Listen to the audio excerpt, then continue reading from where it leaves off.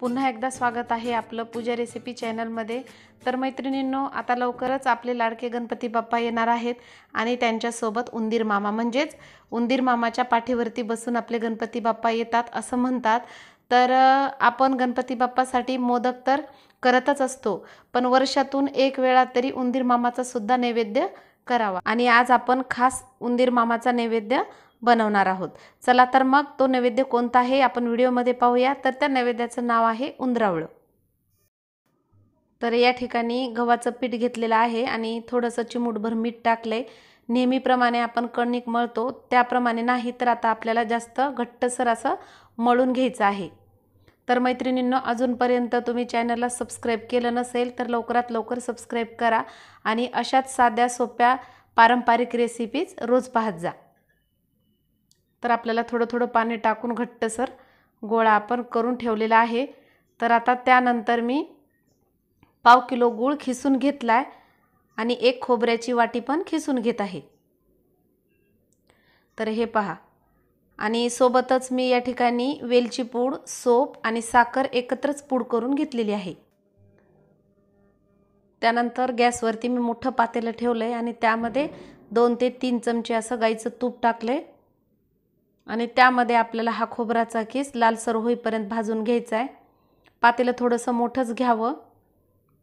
तर आता या ठिकाणी खोबर लालसर झाल्यानंतर 3 तांबे असं मी पाणी टाकले आणि त्यानंतर वेलची सोप पूड टाकलेली आहे, चवीपुरतं मीठ आणि एकदम चिमूटभर असं चवीपुरतं मीठ। तर आता आपल्याला जवळपास याला 1-2 मिनिटं उकळी काढून घ्यायची आहे। आणि इकडे आपला हा जो पिठाचा गोळा आहे तो थोडासा मऊ पडलाय, म्हणजे मी सुरुवातीला एकदम घट्ट मळून घेतलं होतं आणि 5-10 मिनिटानंतर थोडं मऊ झालंय ते। आता आपल्याला पोळी पाटावरती हे undravle करून घ्यायचे।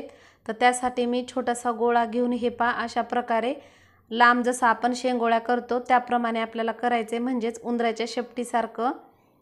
तर 2-2 इंचीचे तुकडे याचे करायचे, तर जास्त जाड नको आणि जास्त पातळ नको। तर अशा प्रकारे हे पहा, एकदम करायला सोपं आहे, फक्त थोडासा वेळ लागतो जर जास्तीचे करायचे म्हटलं तर। 2-3 वाट्याच्या गव्हाच्या पिठाचे तर चालू लगेच होतात। हे पहा, अशा प्रकारे आपण तुकडे करून घेणार आहोत। तर दुसऱ्या ताटामध्ये बुडात शेवटी अगोदर पीठ टाकायचं आणि त्यानंतरच हे undravle, म्हणजे एकमेकाला ते चिटकत नाहीत।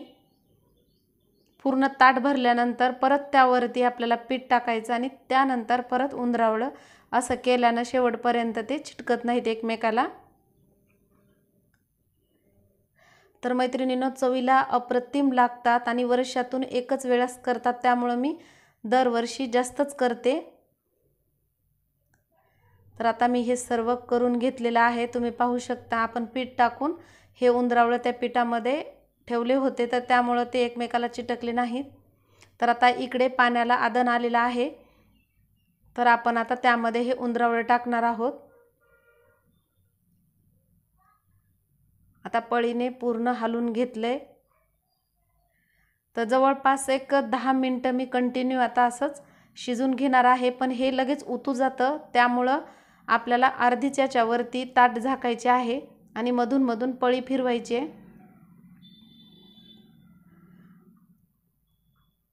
त्यामध्ये जर अशी पळी ठेवली तर ते उतू जात नाही। तर हे पहा, जवळपास 10 ते 12 मिनिटं झालेली आहेत आणि हे जवळपास अर्धवट शिजलेत। आणि आता आपल्याला याच्यामध्ये गूळ टाकायचा आहे। आता गूळ टाकल्यानंतर याचा कलर चेंज होईल। तर मैत्रिणींनो, तुम्ही एक वेळेस नक्की करा। जर तुम्हाला चव आवडली आणि जर एरवी सुद्धा खाण्याची इच्छा झाली तर तुम्ही फक्त undravleच्या ऐवजी या ठिकाणी शंकरपाळ्यासारखं करून घेऊ शकता। म्हणजे सुरुवातीला पोळी लाटायची आणि शंकरपाळ्या आकारामध्ये हे सेम हीच कृती करायची आणि शिजून घ्यायचं। म्हणजे याला गोड चकुल्या सुद्धा म्हणतात आमच्याकडे मराठवाड्यात। चव सेम राहते, फक्त आपल्याला आकार बदलायचा आहे।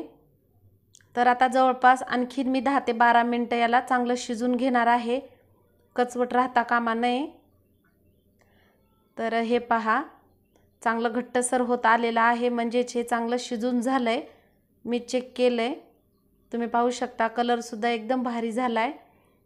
तर मैत्रिणींनो, अशा पद्धतीचे undravle तुम्ही आपल्या उंदीर मामासाठी नैवेद्य म्हणून नक्की करा।